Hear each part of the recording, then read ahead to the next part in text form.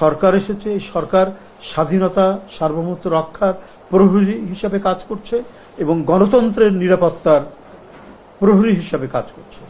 সুতরাং এই সরকারের বিরুদ্ধে অনেক ষড়যন্ত্র চক্রান্ত আছে। পরাজিত শক্তিরা নানা চক্রান্ত ষড়যন্ত্র করতে পারে, ভাবমূর্তি বিনষ্ট করার চেষ্টা করতে পারে।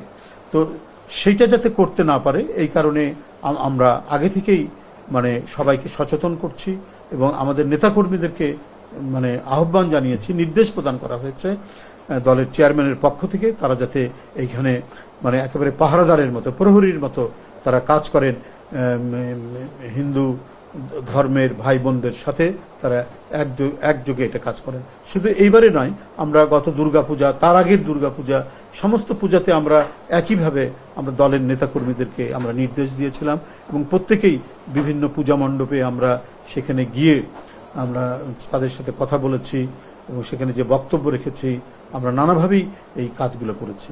সুতরাং এটা আমাদের ধারাবাহিক যে দায়িত্ব পালন করেছি হিন্দু ধর্মাবলম্বী সম্প্রদায়ের, যে তাদের যে পূজা পার্বণ, তাদের উৎসবে আমরা দেশের নাগরিক হিসেবে তাদের পাশে থাকা, তাদের নিরাপত্তা বিধানের জন্য যে কাজগুলো করেছি। এবারও তাদের এই রথযাত্রা যে উৎসব, অন্যতম ধর্মীয় উৎসব রথযাত্রা এবং উল্টো রথের তাদের এই আয়োজনে বাংলাদেশ জাতীয়তাবাদী দল একইভাবে তাদের পাশে থাকবে এবং তাদের সাথে থাকবে, যাতে কেউ কোনো উস্কানি এবং কোনো ধরনের এটিকে নিয়ে কোনো রাজনীতি করার সুযোগ সৃষ্টি করতে না পারে। হিন্দু, মুসলিম, খ্রিস্টান, বৌদ্ধ, অন্যান্য যে সমস্ত নৃগোষ্ঠীরা আছেন সবাই ঐক্যবদ্ধ, যে তারা বুঝতে পেরেছেন যে কারা বিভিন্ন সময়ে এই জাতির মধ্যে, এই অভিন্ন জাতি, এই অটুট বন্ধনে যারা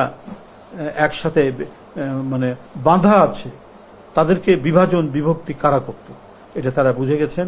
এবং আপনারা গত নির্বাচন এবং নানা সম্প্রদায়ের যে পূজা পার্বণ যে সমস্ত হয়, তাদের উৎসব যেটা হয়, প্রত্যেকটিতে প্রত্যেক সম্প্রদায়ের মানুষের যে উপস্থিতি এখানেই প্রমাণ করেছে যে কোনো ধরনের অপশক্তি আর আমাদের এই জাতির যে মোজাইক ঐক্য, জমাট বাঁধা যে ঐক্য, এটাকে আর ভাঙতে পারবে না।